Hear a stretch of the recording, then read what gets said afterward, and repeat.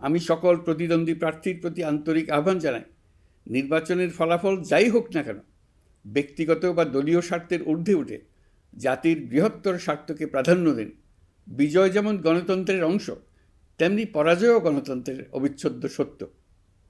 নির্বাচনের পর সবাই মিলে একটি নতুন, ন্যায়ভিত্তিক, গণতান্ত্রিক ও অন্তর্ভুক্তিমূলক বাংলাদেশ গড়ার কাজে আত্মনিয়োগ করুন। প্রিয় দেশবাসী, আজ আমি বিশেষভাবে কথা বলতে চাই আমাদের তরুণ ভোটার ও নারী ভোটারদের সঙ্গে। আপনারাই সেই প্রজন্ম যারা গত 17 বছর ধরে ভোটাধিকার থাকা সত্ত্বেও ভোট দিতে পারেননি। আপনারা বড় হয়েছেন এমন এক বাস্তবতায় যেখানে ভোটের মুখোশ ছিল কিন্তু ভোট ছিল না, ব্যালট ছিল কিন্তু ভোটার ছিল না।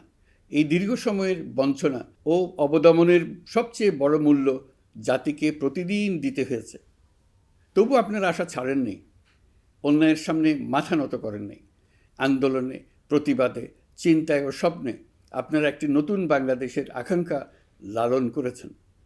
আজ জুলাই গণঅভ্যুত্থানের মাধ্যমে ইতিহাসের গতিপথ বদলানোর সেই দিনটি এসেছে।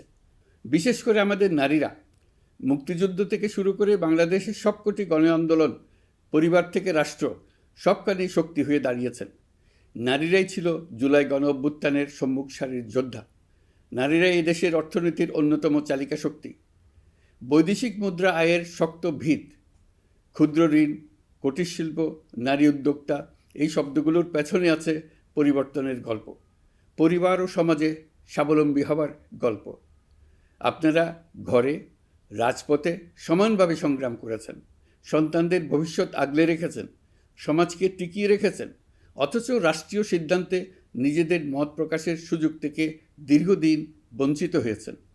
এই নির্বাচন আপনাদের জন্য এক নতুন সূচনা। আর আমাদের তরুণরা, যাদের স্বপ্ন, মেধা ও শক্তি আগামী বাংলাদেশের ভিত্তি, এই ভোট আপনাদের প্রথম সত্যিকারের রাজনৈতিক উচ্চারণ। তাই আমি আপনাদের কাছে অনুরোধ নয়, দাবি জানাচ্ছি, ভয়কে পেছনে রেখে সাহসকে সামনে এনে ভোট কেন্দ্রে যান। আপনার একটি ভোট শুধু একটি সরকার নির্বাচন করবে না, এটি 17 বছরের নীরবতার জবাব দেবে, বাধাহীন ফেসিবাদের জবাব দেবে, জাতিকে নতুনভাবে গঠিত করবে এবং প্রমাণ করবে এই দেশ তার তরুণ ও নারী এবং সংগ্রামী জনতার কণ্ঠ আর কোনো দিন হারাতে দেবে না।